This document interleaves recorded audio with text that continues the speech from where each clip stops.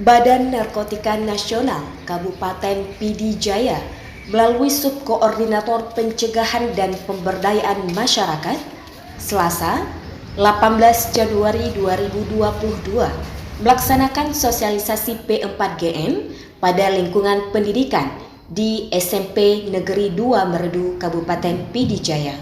Dan juga para dewan guru.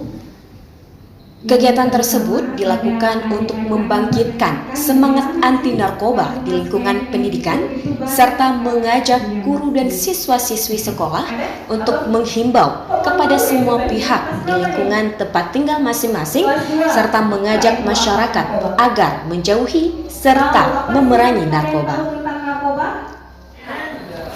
Dalam kesempatan tersebut, petugas BNNK Pidi Jaya juga mengajak guru serta siswa-siswi bersama-sama menyanyikan lagu Mars BNN.